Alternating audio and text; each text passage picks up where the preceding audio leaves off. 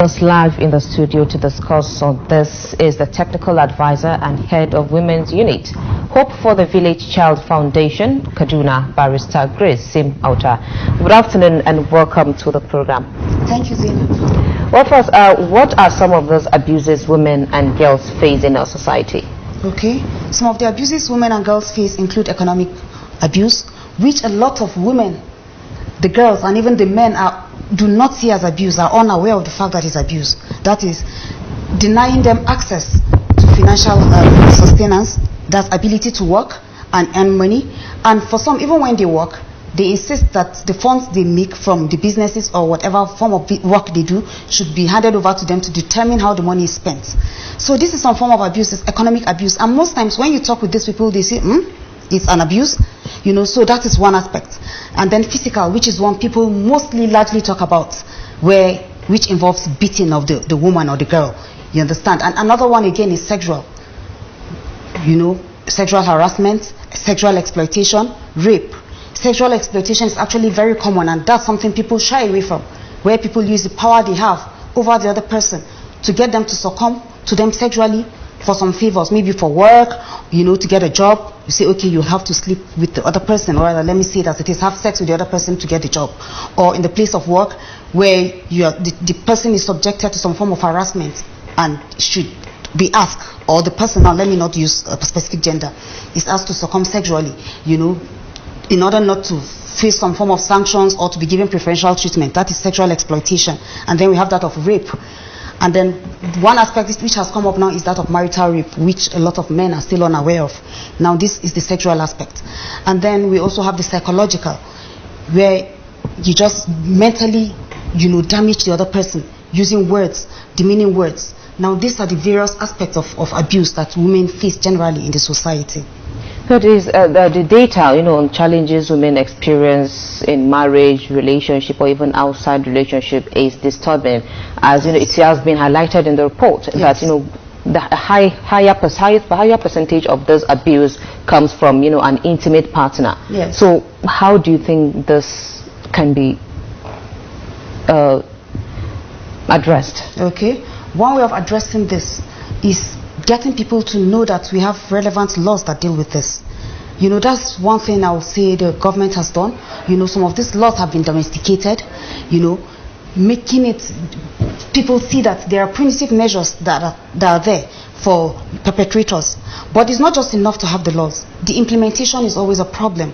We have laws, but then the implementation, and then the slow pace of the justice system is another thing again that deters people.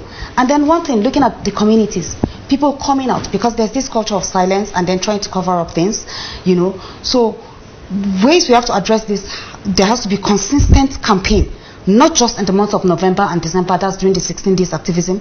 Beyond that, the campaign has to be sustained continuously and consistently to get people to realize that, okay, this will not be taken, you know, lightly anymore. And apart from that, when people begin to see that, okay, perpetrators actually get justice, and also survivors or victims, whichever the case may be, get justice, then people will actually begin to believe and know that, yes, these are ways of addressing this.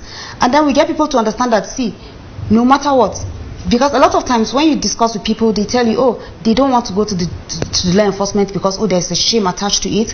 And then apart from shame attached to it, oh, they don't think they'll get justice. And at the end of the day, if you don't get justice, now you're back again in your community. How do you face people? Because already you are treated like a pariah. So people have to be made to see that, yes, people actually get justice, because we've actually had convictions. But beyond having these convictions, people should, there needs to be a lot of sustained awareness, you know, and sensitization. Let people get to see that, yes, these things are done, for people to get to believe, and then we'll have more people coming out. Okay, talking about, you know, this creation of awareness, like in this part of the country, you know, whenever you talk about, okay, let's say you are an advocate for girl child education, for girls' rights, you want to teach girls maybe menstrual hygiene or things like that. Whenever you go to school, when you get to go to communities, when you talk about it, say for instance on social media, then people will come up, you are a feminist, you know, you want to, you know, change the ideology of the girl child, you want the girl child to be, you know, to not obey her parents, to stand up each time and say, I know my rights, that's what you want to do. Okay, let's say your organization, works on this, Yes. Creation of this awareness, rights of the girl child, stopping this gender-based violence and all that. Do you face this kind of challenges? Of course, we face it almost every day and every time. And so how do you handle it? Okay, one of the ways we handle it is to get these people to understand that this is not in any way to make the girl child, be seen as, or to make the girl child, be stubborn, because that's one of the words they use. Oh, you want her to be stubborn, to be disobedient. It's not to make her disobedient.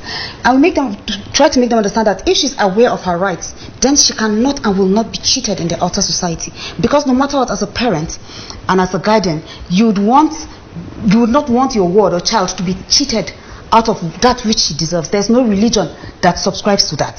So this is a way of helping her, to be able to stand up for herself and then to ensure that her rights are protected. So it takes a lot of effort actually, but then eventually we get them to understand that.